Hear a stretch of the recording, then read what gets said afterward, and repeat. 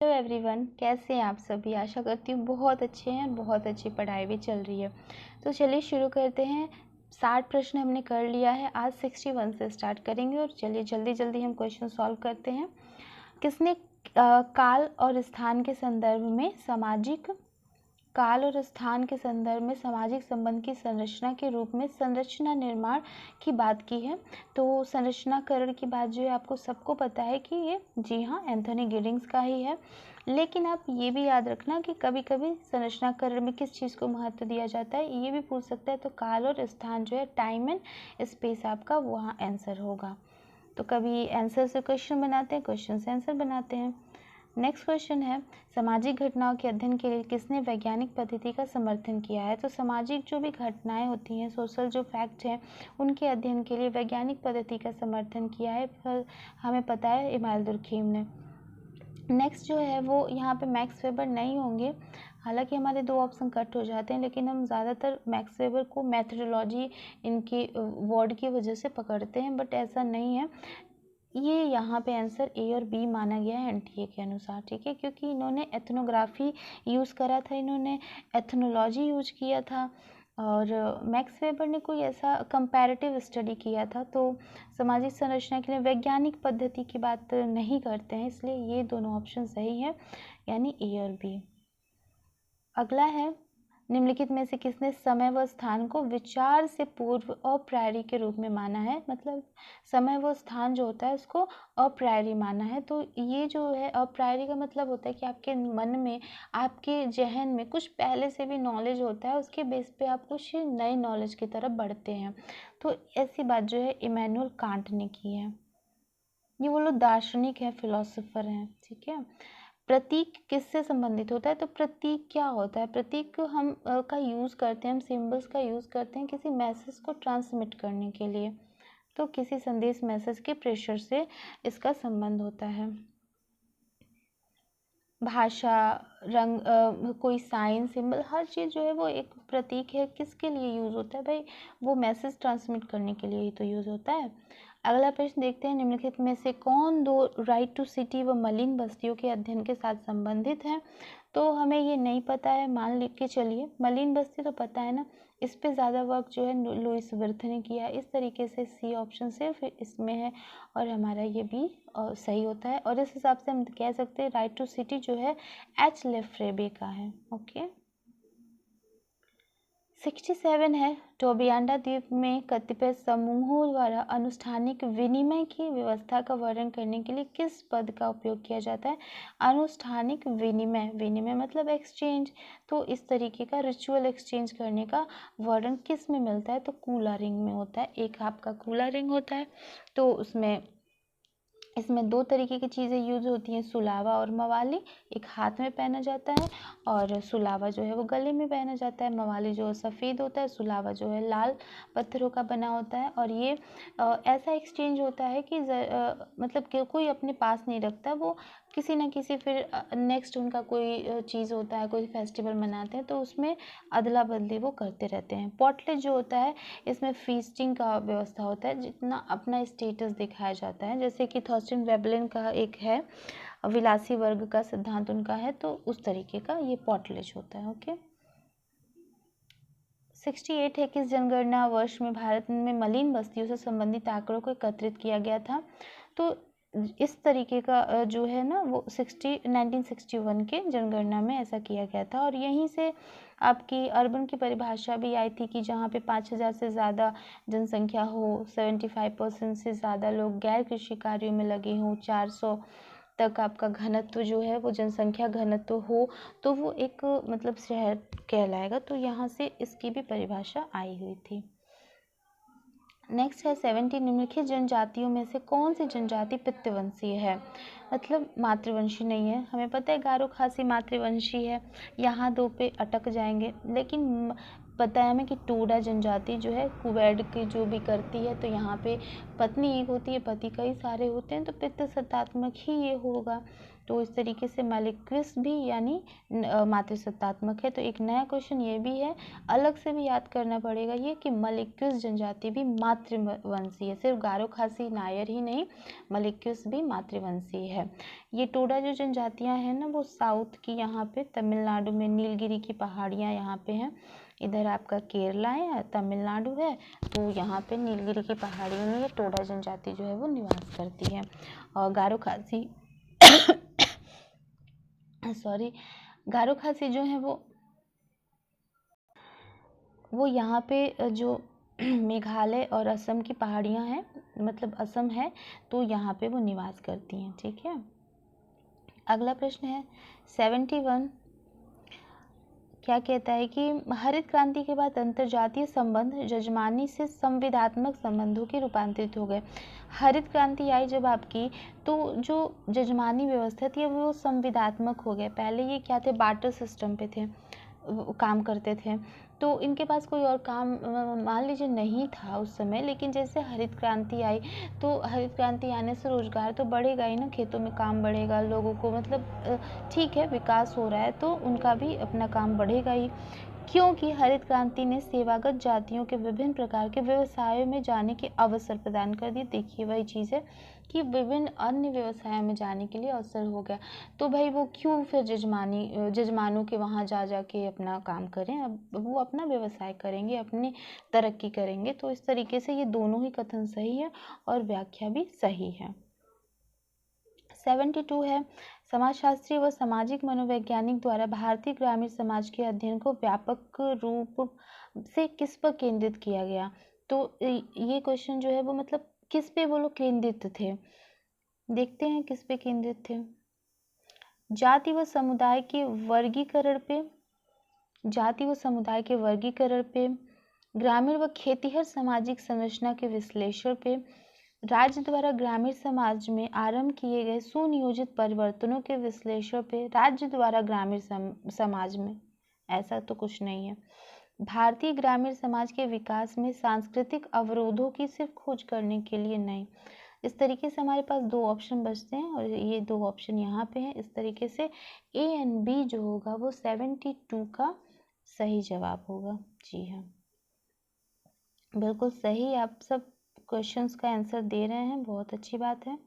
चलिए अगला प्रश्न देखते हैं, निम्नलिखित में से किस महानगर में अधिकतम तथा न्यूनतम अनुसूचित जातियों की प्रतिशतता है। अनुसूचित जाति है ये, जनजाति नहीं है, इसका मतलब हो गया शेड्यूल कास्ट।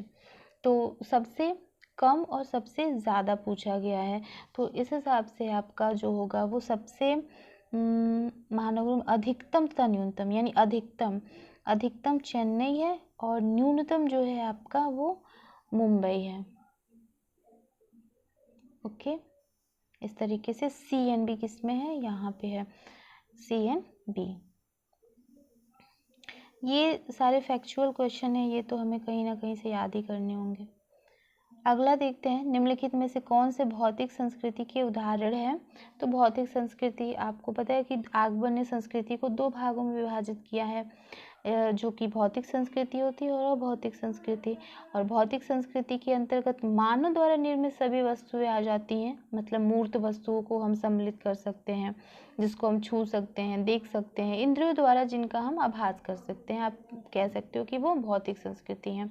और अभौतिक संस्कृति के बारे में भी आप जानते हैं कि अभौतिक संस्कृति अमूर्त होती है, जिनका कोई माप तोल आकार रंग रूप नहीं होता, इंद्रियों द्वारा जिनका स्पर्श नहीं होता, वरन जिन्हें हम केवल महसूस कर सकते हैं। ठीक है, तो ये परिभाषा आपको पता है। इस तरीके से अगर हम आंसर की खोज करें तो संस्कृति के पहलू जो उत्पादन व मानव कृतियों के उपयोग को नियंत्रित करते हैं, तो संस्कृति के पहलू तो होते ही है ना, मानव कृतियों के उपयोग को नियंत्रित करते हैं, ये सही है। भौतिक उत्पादन वास्तव में समाज द्वारा उत्पादित किया जाता है, ये तो और भी सही है, क्योंकि ये चीज़ें समाज ही तो निर्मित करती है। दो हमें ऑप्शन मिल गया। चलिए अगला भी पढ़ लेते हैं। किसी समुदाय में अभिशासन के साधन है, सिर्फ किसी समुदाय में, ऐसा नहीं है। बच्चों का माता पिता के साथ संवाद, बिल्कुल भी नहीं। इस तरीके से हम अपने ऑप्शन पे पहुँचते हैं, A and B right answer. 76 TB Bottomore के अनुसार सामाजिक विज्ञान में ऐतिहासिक उपागम के 2 सैद्धांतिक रूपों को लिया गया है जो उसके द्वारा प्रभावित है। तो टीवी बोट्टोमोर जो है वो इन्होंने इसका आंसर हम पहले देख लेते हैं कि क्या है, कि DNA उद्विकास का जैविक सिद्धांत और इतिहास का दर्शन। तो बोट्टोमोर जो है ना, उन्होंने इतिहास के दर्शन पे बात किया था और उद्विकास का जैविक सिद्धांत कि कैसे उद्विकास हुआ था, उसका जैविक सिद्धांत टीवी बोट्टोमोर ने दिया था। जैसे कि इन्होंने सामाजिक संस्थाओं, समाज और सभ्यताओं की उत्पत्ति, उनका विकास, उनका रूपांतरण, इस समस्याओं पर ध्यान केंद्रित करता है। ठीक है, तो इसलिए इन्होंने इतिहास के दर्शन और विकास का जैविक सिद्धांत को इसके अध्ययन के लिए इन्होंने ये चीज़ें शामिल की थी। तो डी और ए जो है इसका सही जवाब है। 77 social background of Indian nationalism पुस्तक किसने लिखी है? तो यहाँ पे आप सभी ने सिर्फ नेशनलिज्म देख के ही इसका आंसर दे दिया होगा और इसका आंसर जो होगा, जी हाँ बताइए, AR देसाई। AR देसाई। 78 जो है क्वेश्चन नंबर मैच करना है। अप्रत्यक्ष प्रयोग, सहभागी अवलोकन, घटना विज्ञान, संस्कृति के प्रारूपों का विकास। तो यहाँ क्वेश्चन में सहभागी अवलोकन एक हमारे लिए सबसे इजी सा है और वो किसने किया था? B. मैलिनोव्स्की ने। घटना विज्ञान का मतलब फेनोमेनोलॉजी है, अल्फ्रेड सूट्स ने। संस्कृति के प्रारूपों का विकास जो है वो W. डिल्थे ने। एंड अप्रत्यक्ष प्रयोग सबसे आसान सा इमाइल दुर्खीम। तो 3, 4 इसका ऑप्शन होगा, 3, 4 ऑप्शन नंबर B इसका सही जवाब है। क्वेश्चन नंबर 79 महिला परिप्रेक्ष्य और लैंगिक मुद्दे हैं, तो इसको भी मैच करना है। सांस्कृतिक, उदारवादी, अतिवादी, समाजवादी। तो लिबरल अगर हमें नहीं पता है कुछ भी, तो अगर हम उदारवादियों के पास चलते हैं तो वो सिर्फ और सिर्फ लैंगिक समानता चाहती हैं, जेंडर इनइक्वालिटी चाहती हैं। अतिवादी लैंगिक दमन, मतलब उनको जो पितृसत्तात्मक या फिर जो भी मैन के प्रति इनका बहुत ज़्यादा गुस्सा है। इनको स्ट्रक्चर से मतलब नहीं, कहते हैं कि स्ट्रक्चर नहीं, मैन में प्रॉब्लम है, पितृसत्तात्मक समाज ने ही सब कुछ कर रखा है। उदारवादियों को जो है वो और किसी से प्रॉब्लम नहीं, स्टेट से प्रॉब्लम है कि आप लोगों ने स्ट्रक्चर सही से नहीं करा हुआ है इस तरीके से। तो 2 ऑप्शन मिलके समाजवादी जो है वो संरचनात्मक दमन पे बात करती हैं। सांस्कृतिक जो है वो लिंग भेद पे बात करते हैं। तो 1 का 4 आई थिंक 1 का 4 सिर्फ और सिर्फ ए में है। इस तरह से हमारा ए जो है वो सही जवाब हुआ। क्वेश्चन 80 कहता है भारतीय ग्रामीण समाज पर लिखित निम्नलिखित पुस्तकों के प्रकाशन वर्ष का सही क्रम क्या है? तो एन इंडियन विलेज किसकी बुक है? और Rajasthan village, Indian changing village and remembered village. तो सबसे पहले हम देखते हैं कि इसको लिखा किसने है, क्योंकि ये भी बहुत कंफ्यूजिंग है। तो एन इंडियन विलेज जो है वो SC दुबे की है, SC दुबे की। और राजस्थान विलेज जो है ये ब्रिजराज चौहान की है, BR चौहान की है। एंड इंडियन चेंजिंग विलेज ये भी किसकी है? SC दुबे की ही है। और द रिमेम्बर्ड विलेज जो है ये MN श्रीनिवास की है। अब इनका हम ईयर देख लेते हैं कि क्या क्या है। तो एन इंडियन विलेज 1955 है। इंडियाज चेंजिंग विलेज जो है ये 1958 है। नेक्स्ट जो है राजस्थान विलेज 1967 है, ये 67 है। एंड रिमेम्बर्ड जो है वो 1976 है। तो अगर हम इस तरीके से देखें तो सबसे लास्ट में D आने वाला है, D। ठीक है, यहाँ पे D है, यहाँ पे B, A में भी D है। उसके बाद से हमारा आने वाला है 67, इस means B, then C, then A। तो इस तरीके से A जो होगा इसका C ऑप्शन जो होगा वो सही जवाब होगा। 81 जो है समाज में महिलाओं की स्थिति को सुधारने के लिए भारत में पारित विभिन्न कानूनों के सही क्रम को पहचाने। तो घरेलू हिंसा से महिला अधिनियम, पंचायती राज अधिनियम, हिंदू उत्तराधिकार अधिनियम। तो अगर हम ऑप्शन ए को ही, अगर हमें सब कुछ पता है, घरेलू हिंसा 2005 में आया था, और पंचायती राज 1992 में, 92-93 आपका, और हिंदू उत्तराधिकार अधिनियम 1956 में। तो सबसे लास्ट में कौन सा आया होगा इस तरीके से, यहाँ हमारा ऑप्शन होगा, जी हाँ बिल्कुल, सबसे लास्ट में हमारा आ जाएगा, मतलब घरेलू हिंसा उसके पहले 1956 और पंचायती 1992 और 2005। इस तरीके से हमारा ऑप्शन डी जो है वो सही है, क्योंकि पहले आ जाएगा आपका 1956, देन आएगा 1992, देन आएगा 2005। 82 है, निम्नलिखित में से कौन सा न्यूनतम साम्यहीन महानगरीय शहर है। इसका आंसर जो है वो मतलब एनटीए ने हावड़ा माना है, कलकत्ता में है हावड़ा।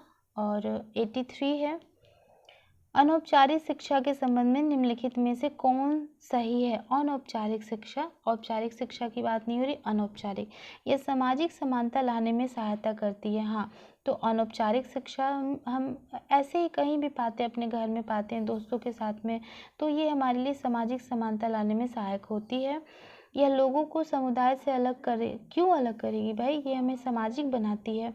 यह अधिगम के सामाजिक पक्ष पर बल देती है, बिल्कुल, ये जो हम सीखते हैं ना उसके सामाजिक पक्ष पे बल देती है, बौद्धिक पक्ष पे नहीं, सामाजिक पक्ष पे। डी जो है ये स्कूल और जीवन के बीच की दूरी को नहीं पारती। क्यों नहीं पारती, हम जो समाज में सीखते हैं, जो अपने फैमिली में, वही तो हम अप्लाई करते हैं स्कूल जाके, वही सब चीज़ें तो हमें वहाँ पे नए नए दोस्त बनाने में हेल्प करते हैं, बहुत सी चीज़ें। चलिए 84 है, सैद्धांतिक निष्पादन व क्रियाओं के प्रकार के मध्य किसने अधिक समानता को देखा है। सैद्धांतिक निष्पादन, कभी कभी कुछ हिंदी वर्ड भी बहुत ज़्यादा डिफ़िकल्ट होते हैं, तो फिर हमें इंग्लिश भी देखना पड़ता है, लेकिन यहाँ है नहीं। तो सैद्धांतिक निष्पादन व क्रियाओं के प्रकार के मध्य किसने अधिक समानता को देखा है। Alfred Irving Goffman, Harold Garfinkel, Alfred सू, जी.एच. मिड। तो यहाँ पे ये हमें नहीं लग रहा है कि हमें बिल्कुल ये नहीं होंगे। अब इन दोनों में से हमें देखना है, तो सैद्धांतिक निष्पादन और क्रियाओं के प्रकार की समानता का विश्लेषण इरविंग गोफमैन ने किया है, और उन्होंने इसी आधार पर अपनी जो विद्या है उसको जन्म दिया, जिसे अभिनय शास्त्र का परिप्रेक्ष्य कहा जाता है, ड्रामाटुर्जिकल कहा जाता है। तो इसका जो सही जवाब है वो इरविंग गोफमैन है। 85 जो है, मार्क्स के अनुसार संपत्ति के विकास के चरणों को मोटे तौर पर वर्गीकृत किया जा सकता है। तो मार्क्स के अनुसार वर्ग विहीन समाज, आदिम साम्यवाद, वर्ग विभेदीकरण व असमानता, ऐसा नहीं है। अगला आगे के कुछ देखते हैं हम कि कौन सा इसका सही जवाब होगा। तो हम ऐसे से अच्छा हमें याद है कि पहले उन्होंने आदिम साम्यवादी युग की बात की थी, फिर दासत्व युग की बात की थी, उसके बाद से सामंती युग आएगा, फिर हमारा पूंजीवाद, और फिर उनके सपनों की दुनिया जो है वो कौन सी आएगी, समाजवाद। ठीक है, अभी तो इसी में है, अभी आना है। तो समाजवाद उनके अनुसार, और इसको जो है ना ट्राइब भी कहा जाता है। दासत्व युग को एशियंट, मतलब प्राचीन काल भी कह सकते हैं। सामंती को स्टेट सोसाइटी भी कह सकते हैं, मतलब स्टेट जिसमें सामंत जो हैं ज़्यादातर होते थे, सामंत होते थे, और फिर वो पैसे वगैरह देते थे, जमींदारी प्रथा ज़्यादा इस समय में थी। तो इस तरीके से हम देखें तो आदिम, वर्ग विभेदीकरण व असमानता, फिर वर्ग विहीन समाज। तो ऑप्शन ये होगा, क्योंकि आदिम आएगा पहले हमारा, कि सिर्फ ये तो आएगा नहीं, ठीक है। फिर वर्ग विहीन समाज, वर्ग विभेदी, पहले वर्ग विहीन नहीं आ जाएगा ना, वर्ग विभेद होगा, और वो असमानता है कहाँ पे, इन दोनों में, फिर वर्ग विहीन समाज आ जाएगा। सो हमारा ऑप्शन डी यहाँ पे सही होगा। हिंदी में आपको थोड़ी प्रॉब्लम हो रही है, जब आप इस क्वेश्चन को ना इंग्लिश में देखोगे तो आप बहुत ईजिली कर पाओगे। अगला क्वेश्चन देखते हैं, सामाजिक शोध के निम्नलिखित चरणों का सही क्रम क्या है। तो सामाजिक शोध का हम सही क्रम पहले लिख देते हैं। रिपोर्ट लेखन और आंकड़ा संकलन, ये दोनों गलत होता है, क्योंकि रिपोर्ट लेखन लास्ट में आता है। ठीक है। साहित्य समीक्षा यहाँ पे गलत दिया हुआ है, थर्ड पे हम नहीं करते हैं, पहले हम साहित्य समीक्षा करेंगे, उसके ही आधार पे आगे हम चीज़ों का निर्धारण करते हैं। ठीक है, क्वेश्चन 87 है, इसको मैच करते हैं हम। और पियरे बोर्डियू का सबको पता है कि क्या है पियरे बोर्डियू का। पियरे बोर्डियू ने डिस्टिंक्शन बोला है। ठीक है, बुक है इनकी। जुर्गेन हैबरमास जो है इनका लेजिटिमेशन क्राइसिस है। एडवर्ड सेड का क्या है, ओरिएंटलिज्म है। एंड एंथोनी गिडिंग्स का द कॉन्स्टिट्यूशन ऑफ सोसाइटी है। तो इस तरीके से हम मैच कर लेते हैं। 3 ऑप्शन ए में, 3 का सी में भी है, और हमारा जुर्गेन हैबरमास बी ए है। ओके, ए हमारा सही जवाब है। क्वेश्चन नंबर 88 है, निम्नलिखित मेगा सिटी को 2001-2011 के अंतराल में उनकी वृद्धि दर के घटते क्रम के अनुसार व्यवस्थित करना है। तो घटते क्रम का मतलब होता है डिसेंडिंग ऑर्डर में, यानी सबसे बड़ा जो होगा फिर सबसे छोटा होगा। असेंडिंग जो होता है वो सबसे छोटे से फिर बड़े की तरफ जाता है। तो हमें यहाँ पे लगाना है सबसे बड़े से छोटे की तरफ में। तो 2001 और 2011 के अंतराल में उनकी वृद्धि दर के घटते क्रम के अनुसार लगाई, यानी सबसे ज़्यादा वृद्धि दर बढ़ी, फिर कम हुई, फिर कम हुई, ऐसे। तो यहाँ पे जो ऑप्शन हमारा होगा वो ए जो है वो सही है। पहले दिल्ली शहर, फिर जो है कोलकाता शहर, और फिर मुंबई जो है इसका सही क्रम है, ये इसका आंसर होगा। चलिए 89 जो है, धर्मनिष्ठा की अवधारणा में सबसे अधिक सामान्य तत्व कौन सा होता है। तो इसका जो सही जवाब होगा वो होगा विनम्रता। विनम्रता जो है धर्म नैतिक जो मूल्य होते हैं उनके महत्व को स्पष्ट करता है, तथा नैतिकता का बोध मनुष्य में आत्मनियंत्रण की भावना उत्पन्न करता है। तो इसका सबसे ज़्यादा जो होता है तत्व अच्छा वाला वो होता है, सामान्य तत्व जो पाया जाता है उसमें, उसको कहते हैं विनम्रता। 90 जो है हमारा लास्ट क्वेश्चन है, जिस प्रक्रिया में प्रौद्योगिकी द्वारा आंकड़ों का संचय करने, साझा करने व विश्लेषण करने की लागत को कम किया जाता है उसे जाना जाता है, तो डिजिटलीकरण इसको जाना जाता है। तो फ्रेंड्स, इस तरह हमने अपने क्वेश्चंस कंप्लीट किए हैं, और जो 10 क्वेश्चंस हैं वो जो है वो उस पर आपका कॉम्प्रिहेंसिव है, जो कि आपको पूरा एक पैरा पढ़ना पड़ेगा और क्वेश्चन के जवाब देने पड़ेंगे। तो ये सारे क्वेश्चन जो होते हैं वो ऑन द स्पॉट ही हम कर पाते हैं, क्योंकि वो टॉपिक के ऊपर होता है कि उससे कैसे क्वेश्चन बनेंगे। ठीक है, कुछ क्वेश्चंस हमारे छूटे हैं, हम उनको भी देख लेते हैं कि कौन कौन से छूटे हैं। क्वेश्चन नंबर 23 हमने छूटा हुआ था।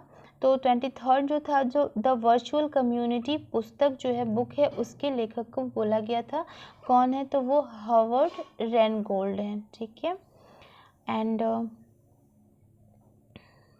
एक क्वेश्चन है 58, इसमें बोला गया है कि विगत वर्षों में औद्योगिक कार्यबल में महिलाओं की भागीदारी घट गई है, और तर्क दिया गया है क्योंकि उद्योग का विस्तार हो रहा है और स्वचालित ऑटोमेशन में वृद्धि हो रही है। तो इसका सही विकल्प चुनना था क्वेश्चन नंबर 58 का, और ये दोनों ही कथन भी सही है, और असर्शन भी सही है, और व्याख्या भी सही है। क्वेश्चन नंबर इसका यहाँ पे छूटा हुआ था। क्वेश्चन नंबर जो है वो, किस वर्ष में भारत ने परियोजनाओं से विस्थापित लोगों के लिए राष्ट्रीय पुनर्वास नीति की घोषणा की थी। तो ये डिस्प्लेसमेंट से है, और रीसेटलमेंट आपका टॉपिक है वहाँ से, और इसका सही जवाब है 2004। नेक्स्ट क्वेश्चन एक छूटा हुआ था आपका, जो है निम्नलिखित में से किसने परिस्थिति को सामाजिक प्रतिष्ठा के प्रभावशाली दावे के रूप में प्रस्तुत किया था। तो इसका सही जवाब होगा परिस्थिति को, स्टेटस को सामाजिक प्रतिष्ठा।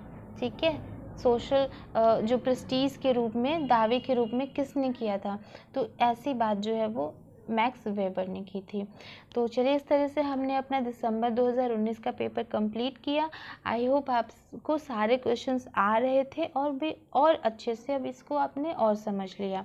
तो वीडियो देखने के लिए आप सबका बहुत बहुत धन्यवाद।